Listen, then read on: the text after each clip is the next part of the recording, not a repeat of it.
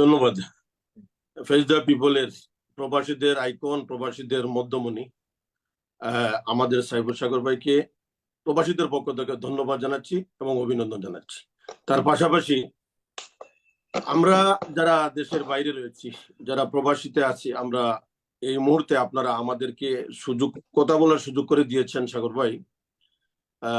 বিশেষ করে আমরা আজকে কথা বলবো যে 5 তারিখের আগের বাংলাদেশ, এই মুহূর্তের আগের বাংলাদেশ এবং এই আন্দোলনে কার কি ভূমিকা ছিল। ইতিমধ্যে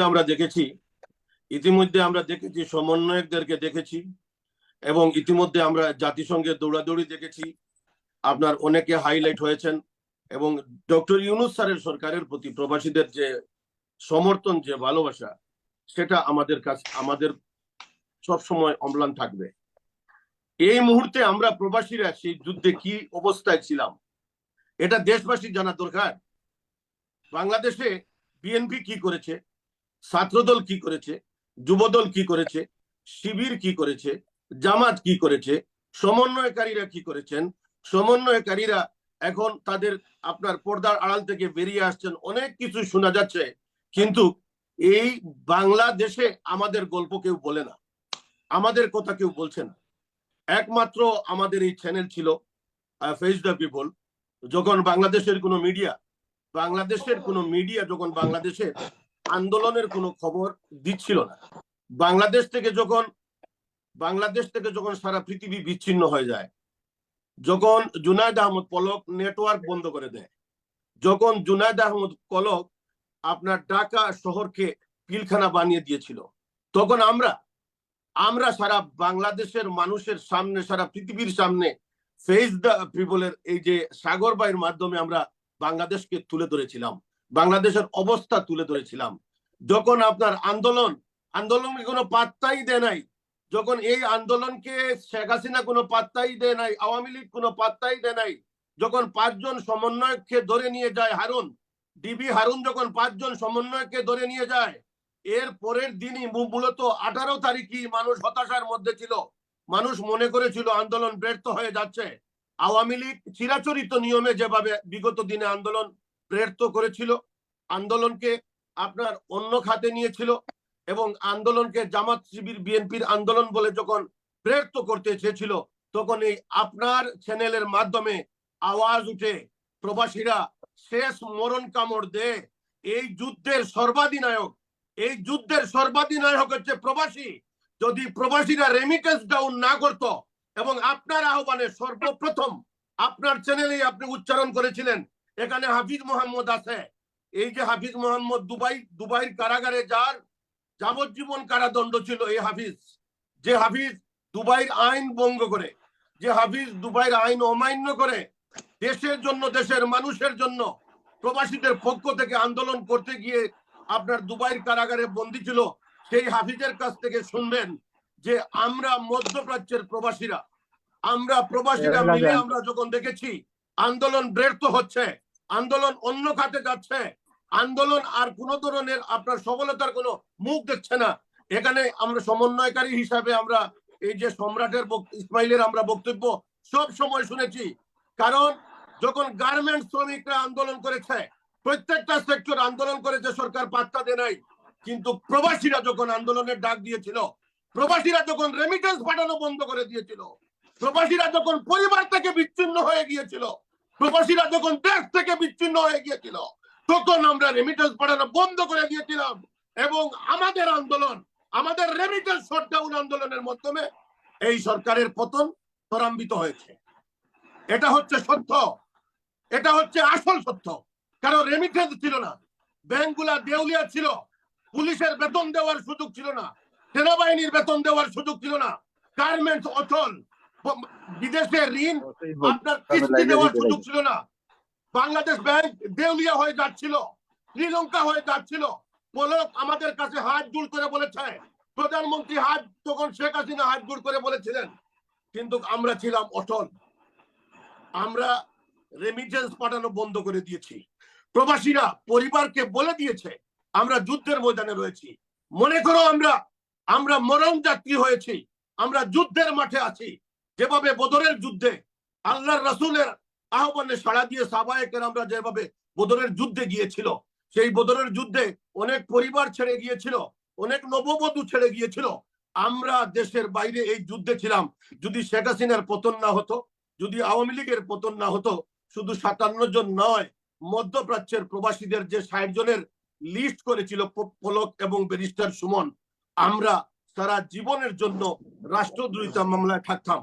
আজকে আমার কষ্ট হয়, আজকে শ্রমিকদের, আজকে গার্মেন্ট শ্রমিকের দাবি আদায় পূরণ করা হয়েছে, আজকে সবার দাবি আদায় পূরণ করা হয়েছে। এই সরকার শুধু ছাত্র জনতার সরকার নয়, এই সরকার ছাত্র জনতা প্রবাসীর সরকার। এই প্রবাসীরা হচ্ছে দেশের অক্সিজেন। আর আপনারা যা শুরু করেছেন, আপনারা কে মাস্টার মাইন্ড, আপনারা কে প্রধান সমন্বয়ক, আপনারা কে প্রথম ছাত্রলীগ ছিলেন, এখন আপনারা ছাত্রলীগের বাইরে থেকে শিবিরে এসেছেন। আমরা রাজনৈতিকভাবে আপনাদেরকে শ্রদ্ধা করি, ইজ্জত করি। আরে ভাই, মাস্টার মাইন্ড প্রবাসীরা, প্রত্যেকটা প্রবাসীরা ছিল মাস্টার মাইন্ড, প্রত্যেকটা প্রবাসী ছিল যোদ্ধা, প্রত্যেকটা প্রবাসী ছিল মধ্যপ্রাচ্যের প্রবাসী। এই মিডিল ইস্টে কোনো মিছিল করা যায় না, এই মিডিল ইস্টে কোনো হরতাল করা যায় না, এই মিডিল ইস্টে কোনো স্লোগান দেওয়া যায় না। আমার ছোট ভাই হাফিজ এখানে আছে, যে দুবাই কারাগারে বন্দী ছিল। এই হাফিজ যদি ডক্টর ইউনূস ক্ষমতায় না আসতেন, যদি শেখ হাসিনার পতন না হতো, এই হাফিজ সারা জীবন জেলখানায় বন্দী থাকতো।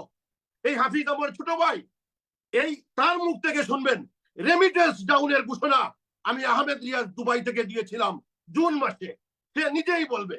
কিন্তু আজকে সাগর ভাই, আমাদের কষ্ট হয়, আমাদের কথা কেউ বলছে না, আমাদেরকে মূল্যায়ন দিচ্ছে না। আমরা এয়ারপোর্টে স্যালিউট পাওয়ার জন্য এই যুদ্ধ করি নাই, আমরা প্রবাসীদের অধিকার আদায় করার জন্য। আমরা প্রবাসীরা কি পেলাম? আপনারা অনেক কিছু পেলেন, আমরা কি পেলাম? আমরা কিছু পাই নাই। শেখ হাসিনার আমলে আমরা কিছু পাই নাই, আমরা বঞ্চিত হয়েছি। এই আন্দোলন ছিল যখন প্রবাসীরা এয়ারপোর্টে গিয়ে চোখের পানি ফেলতো, এই আন্দোলন ছিল যখন এয়ারপোর্টে গিয়ে প্রবাসীরা কাঁদতো, এই আন্দোলন ছিল যখন বিমানের টিকিট না পাইতো, এই আন্দোলন ছিল যখন লাগেজ কেটে নেওয়া হতো, এই আন্দোলন ছিল প্রবাসীদেরকে অপমান করার আন্দোলন। শুধু একটাই কথা বলছি, যারা বাংলাদেশে বলে যে আপনারা স্বাধীন করেছেন, আপনারা স্বাধীন করেছেন, আপনারা স্বাধীন করেন নাই। এই দেশ স্বাধীন করেছি ছাত্র জনতার সাথে। সব শেষে আমরা ছিলাম সিপাহসালার। যেদিন অপমানে গর্জে উঠেছিল বর্ণমালা, সেদিন থেকে শুরু হয়েছিল দিন বদলের পালা। যখন এই দামি সংসদের একজন এমপি যখন সংসদে দাঁড়িয়ে বলেছিল যে প্রবাসীরা যদি যৌক্তিক একটা লিমিট টাকা না পাঠায়, প্রবাসীরা যদি নির্দিষ্ট হারে টাকা না পাঠায়, প্রবাসীদের পাসপোর্ট বাতিল করা হবে, প্রবাসীদের জন্ম নিবন্ধন বাতিল করা হবে, পাসপোর্ট রিনিউ করা হবে না, সেদিন সেই দামি এমপির বিরুদ্ধে আমি গর্জন দিয়েছিলাম। কই কোন সমন্বয়কারীকে দেখি নাই, কই কোন নেতাকে দেখি নাই, কই কোন এমপি কে দেখি নাই। যে এত বড় অপমান, এত বড় কষ্ট, সেদিনই আমরা জ্বলে উঠেছিলাম, সেদিনই আমরা প্রতিজ্ঞা করেছিলাম সাগর ভাই, যে এই দামি সংসদের বিরুদ্ধে আমি সর্বপ্রথম আপনার চ্যানেলের মাধ্যমে বলেছিলাম।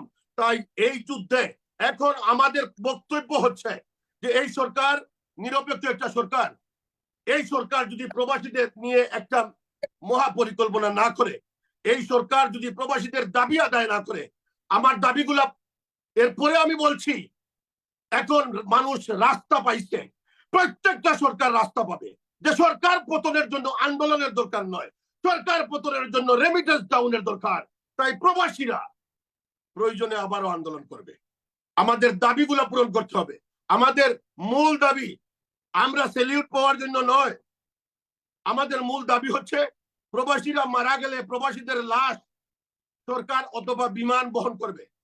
আমাদের আরেকটা দাবি হচ্ছে যে আমরা লাগাতার যারা 10 বছর দেশের বাইরে আছি, আমাদেরকে মুক্তিযোদ্ধাদের মতো সম্মানী ভাতা দিতে হবে। কারণ আমরা যদি রেমিটেন্স যোদ্ধা হয়ে থাকি। আমাদের আরেকটা দাবি হচ্ছে যে প্রবাসীরা আপনার যখন বাংলাদেশে যায়, প্রবাসীরা যখন বাংলাদেশে যায়, প্রবাসীদেরকে শুধু ইউজ করা হয়, প্রবাসীদেরকে বিভিন্ন ক্ষেত্রে অপমান করা হয়। এখন আপনারা আমাদেরকে এই এয়ারপোর্টে স্যালিউটের মূলা দেখাইয়া লাভ নাই। আমরা সেলিউটের জন্য আন্দোলন করি নাই। আমরা শেষ জীবনে বড় কষ্ট পাই। এই প্রবাসীদেরকে কেউ দেখে না। এই প্রবাসীদের নিয়ে সংসদে কথা হয় না। এই প্রবাসীদের নিয়ে আলোচনা হয় না। এই যুদ্ধের মাধ্যমে প্রমাণ হয়েছে যে প্রবাসীরা অক্সিজেন। প্রবাসীরা না থাকলে বাংলাদেশ স্বাধীন হওয়ার কোনো সুযোগ ছিল না। এই প্রবাসীরা ছিলাম বিদায়, রেমিটেন্স শটডাউন করেছি বিদায় শেখ হাসিনার পতন হয়েছে। এটাই সত্য। 18 দফায় শেখ হাসিনার 1 দফার দাবি ছিল না। 9 দফায় শেখ হাসিনার পদত্যাগের দাবি ছিল না। 9 দফায় কোনো ধরনের কিছু ছিল না। মূল দাবি ছিল একটাই, রেমিটেন্স যদি আমরা শটডাউন না করতাম তাহলে বাংলাদেশ স্বাধীন হওয়ার কোনো সুযোগ ছিল না।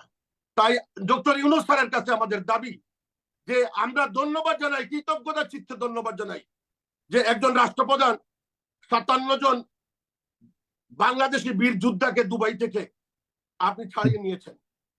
মহামান্য রাষ্ট্রপতি সংযুক্ত আরব আমিরাতের শেখ জাহিদ খলিফা বিন নাইহানের কাছে আপনি অনুরোধ করেছেন, সেই সম্মানটুকু আপনারা দিয়েছেন। এখন এই 57 জন শুধু নয়, পৃথিবীর বিভিন্ন দেশে বিভিন্নভাবে আরো প্রবাসীরা এই আন্দোলনের সাথে জড়িত ছিল। আমার ভাই মোহাম্মদ হাফিজ মোহাম্মদ এখানে আসে, সে বলবে এই 57 জনের পুনর্বাসন সহ এদেরকে নিয়ে আমরা আমাদের দাবি বাস্তবায়ন করতে চাই। গার্মেন্টস এর দাবি পূরণ হয়েছে, অনেকের দাবি পূরণ হয়েছে, ডাক্তারের দাবি পূরণ হয়েছে, ছাত্রদের দাবি পূরণ হয়েছে। এখন প্রবাসীদের দাবি পূরণ করতে হবে। আমাদের দাবিগুলা নিয়ে আমি ইনশাআল্লাহ আগামীতে প্রধান উপদেষ্টার সাথে দেখা করব এবং পররাষ্ট্র উপদেষ্টা সহ প্রবাসী কল্যাণ উপদেষ্টার সাথে দেখা করব। আর আমি একটা কথা বলছি সাগর ভাই, হয়তো সুযোগ পাবো না, আপনার প্রতি প্রবাসীরা কৃতজ্ঞ। কারণ আপনি যখন মূল বিষয়গুলো নিয়ে আলোচনা করেছেন, প্রবাসীদেরকে উৎসাহ দিয়েছেন, প্রবাসীদেরকে শক্তি দিয়েছেন, সব সময় আপনি আপডেট দিয়েছেন। আপনি নিজের জন্য করেন নাই, প্রবাসীদের জন্য যেটা করেছেন। আপনাকে কে মূল্যায়ন করুক বা না করুক, কিন্তু এই প্রবাসীরা সারা জীবন আপনাকে হৃদয়ের মন্দিরে রাখবে। আপনি একজন প্রবাসী যোদ্ধা, আমাদের একজন ভাই। আমরা আগামীতে প্রবাসীরা ঐক্যবদ্ধ হয়ে এই সরকারের সময় যদি আমাদের দাবি পূরণ করতে না পারি, এই সরকারের সময় যদি অধিকার আদায় করতে না পারি, তাহলে রাজনৈতিক সরকারের কাছে কোনো দিনও কিছু পাবো না। তাই সকল প্রবাসীদেরকে বলছি, ঐক্যবদ্ধ হন। আর বাকি হাফেজ মোহাম্মদ আছে এখানে, যে দুবাই কারাগারে বন্দী ছিল, তার মুখ থেকে শোনা যাবে। তার কাছে যাচ্ছি। জনাব আহমেদ রিয়াজ, আপনাকে অনেক ধন্যবাদ জানাচ্ছি। আমি অবশ্যই প্রবাসীদের নিয়ে কাজ করার কথা বলেছিলাম, মানে প্রবাসীদের দুঃখ দুর্দশা এবং তাদের ভবিষ্যতে প্রবাসীদের নিয়ে কি ধরনের পরিকল্পনা করা যায়, আমি ব্যক্তিগতভাবে অবশ্যই এটির একটা পরিকল্পনার কথা আপনাদেরকে জানাবো খুব শীঘ্রই।